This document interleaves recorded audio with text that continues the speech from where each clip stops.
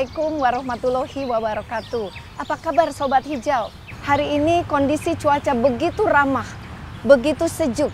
Dan kita berada di tengah-tengah kafe yang dilengkapi dengan begitu rimbunnya pepohonan.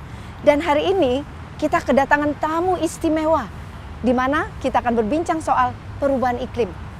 Tahukah kita mengenai perubahan iklim? Apa itu perubahan iklim? Nah, asiknya kita langsung ngobrol dengan yang kompeten di bidangnya. Hari ini kita kedatangan tamu istimewa, yaitu Dirjen Pengelolaan Hutan Lestari, yaitu Bapak Dr. Agus Justianto. Apa kabar Pak Agus? Baik Bu Trisya. Gimana kabarnya Pak? Baik ya? Alhamdulillah, Sehat, baik, sehat selalu ya Pak ya, Alhamdulillah. Apalagi berada di ruangan terbuka seperti di Arboretum nih. Betul Pak. Menurut Bapak, lingkungan ini bagaimana Pak? Mencerminkan perubahan iklim yang luar biasa atau bagaimana Pak? Ya, kalau kita berada di sini seakan-akan kita tidak merasakan ada perubahan iklim. Betul, betul. Kenapa? Karena ekosistem di sini yang menjaga keseimbangan iklim, di mana kita bisa melihat bahwa kita bisa menghirup O2 dengan cukup. Betul. Kenapa? Karena ada pepohonan. Iya, betul sekali. Ini itu proses fotosintesa, di mana kita bisa melihat bahwa pohon itu menyerap CO2, betul.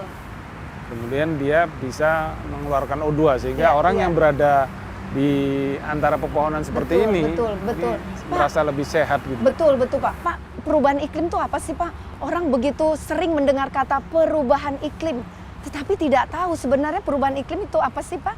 Ya, pertama saya ingin menjelaskan bahwa iklim itu berbeda dengan cuaca ya.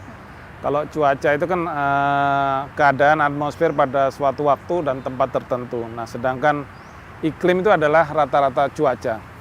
Nah, iklim berbeda dengan cuaca. Misalnya kalau contoh cuaca itu bisa kita tahu misalnya ada hujan ya, kemudian ada angin, ada banjir, ada bencana alam dan sebagainya. Sementara iklim sendiri itu berhubungan dengan kondisi suhu, kelembapan, kemudian juga pola hujan rata-rata yang terjadi tiap musim misalnya. Nah, dengan kondisi seperti ini maka kita mengetahui bahwa iklim ini bisa mempengaruhi, ya sekali lagi mempengaruhi keadaan sekelilingnya.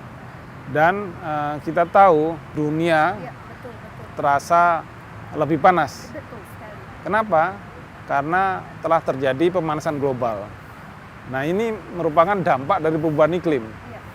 Nah, pemanasan global itu kenapa terjadi? Ya karena kita tahu ada atmosfer. Di atas bumi kita itu ada atmosfer, itu ada komponen yang membentuk atmosfer itu, di mana itu mengalami kerusakan. Dan kerusakan itu menyebabkan menipisnya atau bahkan hilangnya atmosfer. Ya. Jadi perubahan iklim terjadi karena sinar matahari yang masuk itu tidak bisa dipantulkan kembali, sehingga terjadi berbagai hal yang kita alami seperti sekarang ini. Iya, iya.